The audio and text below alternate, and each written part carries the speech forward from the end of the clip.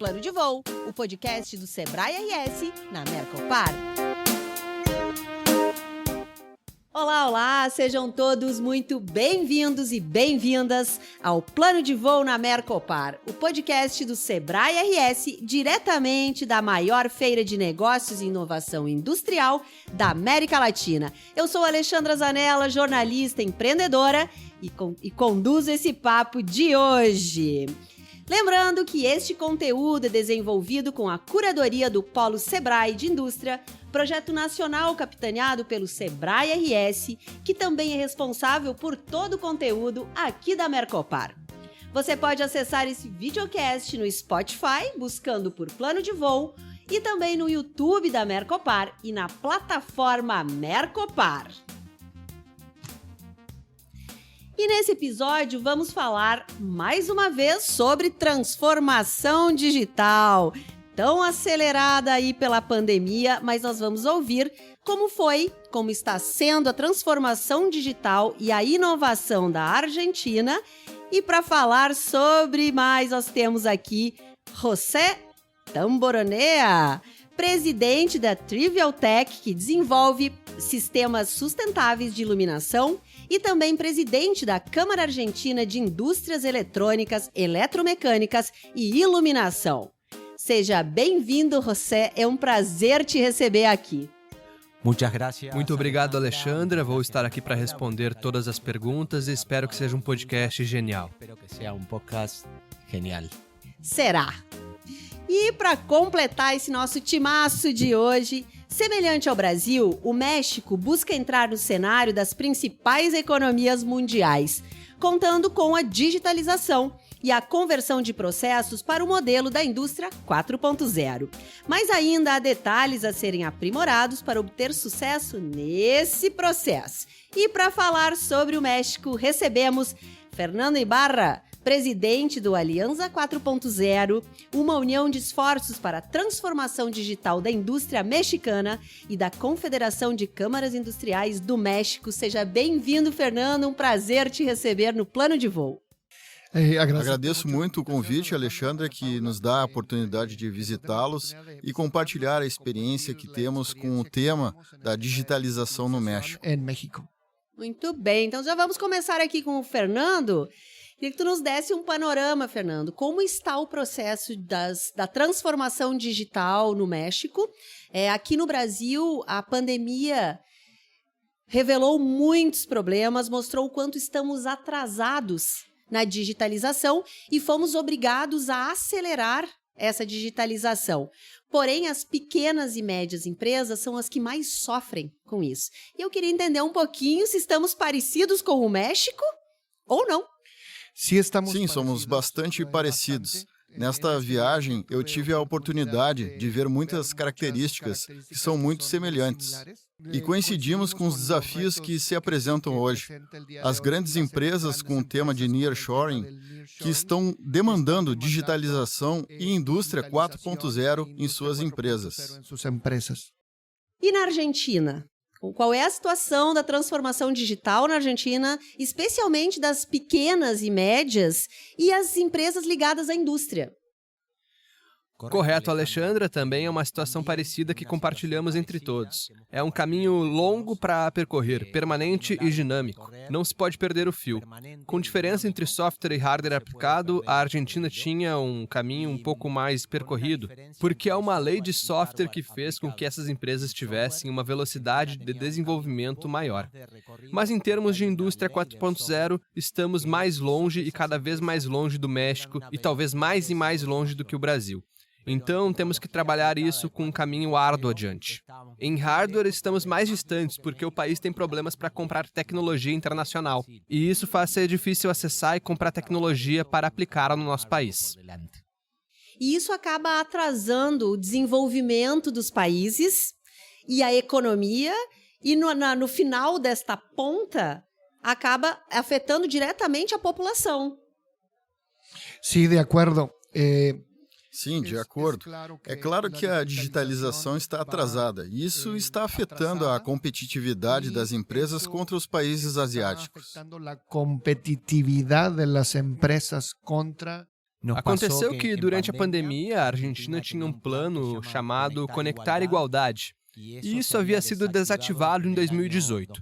O plano dava um computador a cada criança na escola. Quando veio a pandemia, faltavam 2,5 milhões de computadores. Mas havia um setor social que tinha acesso e pôde ter aulas digitais. E essas coisas que fazem a diferença em um país que enfrenta um cenário pandêmico. Pode-se recuperar rapidamente o conhecimento em educação se há as ferramentas adequadas. A digitalização da educação, que é fundamental, né? É fundamental termos a educação como prioridade nos países para desenvolver, né? Así es. Sim. E o problema na educação é que há uma desconexão entre o que se requer na iniciativa privada e um modelo educativo obsoleto em termos de digitalização. En temas de digitalización. Que tem um modelo antigo, Obsoleto, que não conversa com 2023, que não conversa com a geração Z, que é a grande força de trabalho. A mudança geracional também está afetando, mas insisto, o modelo educativo tem mais de 30 anos e precisamos de engenheiros especializados nas empresas em software, em indústria 4.0, em gêmeos digitais, em manufatura aditiva, em internet das coisas, cibersegurança, entre outras. Os governos, tanto do México como da Argentina, estão com alguma ação para ajudar as pequenas e médias empresas nesse processo de transformação digital ou nada? Argentina, um pouquinho mais complicado, né? Mas igualmente desenvolvemos juntos com o setor público uma parceria público-privada em que participaram os ministérios e o Instituto de Tecnologia Industrial, como o Inmetro do Brasil, as câmaras da indústria da Argentina, que reúne metalúrgicos, e a CADIEL, que é a que presido. E criamos uma organização que se chama Indtech 4.0. E aí reunimos as soluções de tecnologia e a demanda, os perfis de educação e as capacidades de capacitação. E com isso, o suporte que o Estado disponibiliza para conseguir desenvolver a indústria 4.0. E essa plataforma nos dá um suporte para tentar recuperar o tempo perdido. E o México? O governo do México entrou com projetos, assim como o da Argentina, para especialmente ajudar as pequenas e médias empresas nesse processo da digitalização, que são as mais atingidas, porque empresas grandes, elas têm mais dinheiro, acessam financiamentos muito mais fácil e têm equipes, conseguem contratar uma consultoria, tem equipes para fazer a transformação digital mais rápido. Mas as pequenas e as médias têm mais dificuldades. Como é que está isso no México? No caso do México, posso dizer que temos programas gerais para as pequenas empresas. Não são programas focados em indústrias específicas. Por isso, são esforços que se diluem e não são efetivos. Porque não é o mesmo que desenvolver programas para quem produz estampados, corte, maquinário, injeção de plástico, cada uma das suas características distintas. Então, de maneira geral, tem programas, mas não muito simples, que não conseguem a digitalização das empresas. O Brasil tem um grande número de pequenas e médias empresas. Isso é uma característica dos dois países também? Sim. Se assemelham? Sim. No caso do México, 70% das unidades econômicas, os negócios, são pequenos. São as colunas vertebrais dos países. Temos que apoiá-los. Os negócios são pymes. Bem parecido com o Brasil. Na Argentina, temos cerca de 80% de pequenas empresas e mais de 70% da mão de obra ocupada, com o impacto social que tem para o desenvolvimento de nossos países, é crítico e estratégico ao mesmo tempo. O impacto social. Vocês já tinham vindo a Mercopar? É a primeira vez? Sim. Na feira? Sim, primeira vez. Primeira vez. O que é que vocês estão achando dessa feira? No meu caso, no caso do México, as feiras que fazemos de tecnologia, de manufatura, automotriz, nos últimos 3 anos, tem 60% de empresas chinesas. E o que me surpreende é que vocês aqui são empresas brasileiras e provavelmente as argentinas, as que estão apresentando aqui, isso é que eu coloco como uma ameaça, enquanto as empresas chinesas vêm muito agressivas e obrigando com projetos muito fortes de imersão com nossas pequenas mais fracas. Están trabajando. En mi caso, No meu caso, estou surpreso e feliz com o que vi. Creio que, como um casamento, podemos discutir com o Brasil as coisas que ficam em nossa casa. Levo muitas fabricantes de máquinas e bens de capital com a ideia de potencializar a inter-relação entre a Argentina e Brasil, que creio que temos que compartilhar mais entre nós, sendo nossos primeiros sócios comerciais. Antes que nossos dólares vão para o exterior, a trazer tecnologia oriental, quando, na verdade, as soluções temos aqui. A mão de obra deve ficar aqui, o conhecimento deve ficar aqui, porque isso é riqueza social e é o que temos que capturar para que nossos países se desenvolvam. quando en realidad las soluciones las tenemos aquí.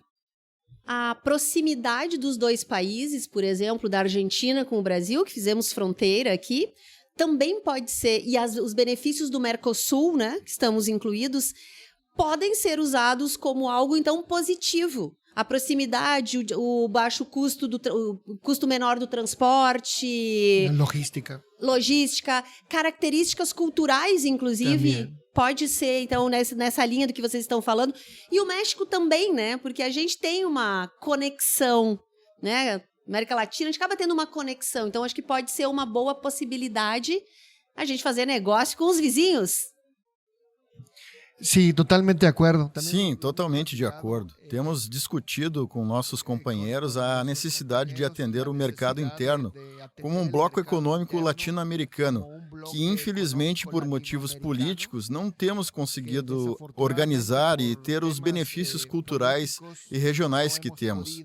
O México, neste ano, se tornou o primeiro sócio comercial dos Estados Unidos, desbancou a China. Então o mercado Canadá, Estados Unidos e México é muito grande e deveríamos estar comprando de fornecedores, metais, grãos, carnes, entre outros, latino-americanos, para nos apoiarmos entre todos.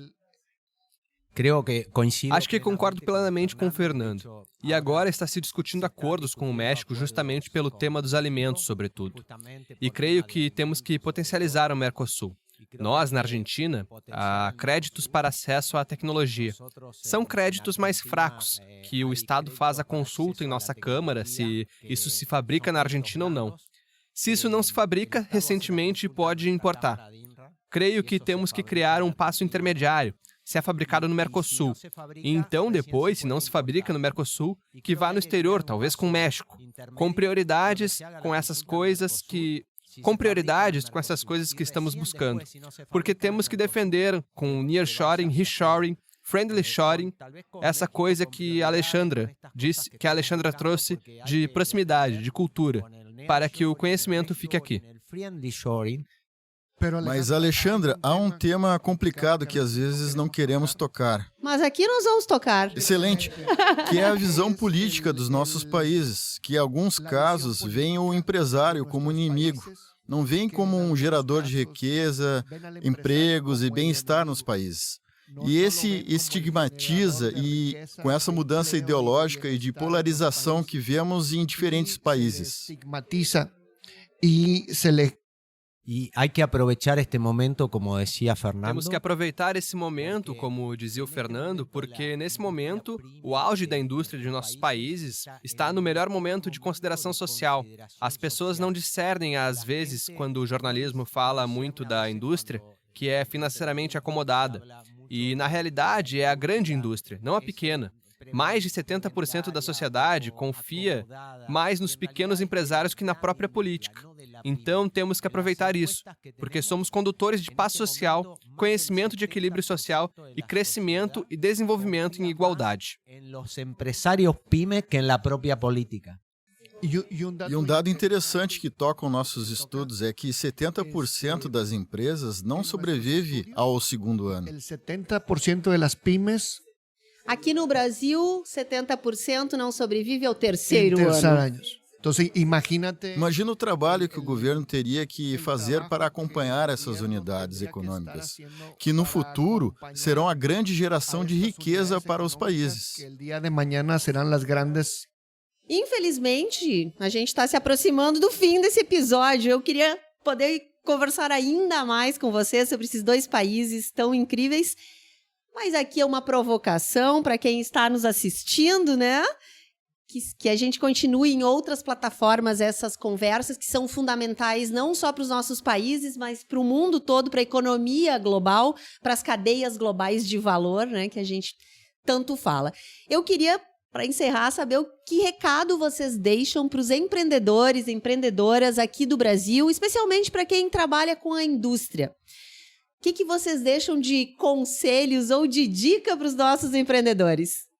O conselho que posso dar é integrar-se às câmaras empresariais, associações e grupos. Esse é o caminho.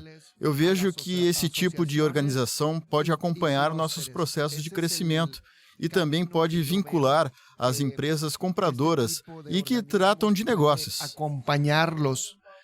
Uma boa dica, uma excelente dica. Fazer conexão. Exato.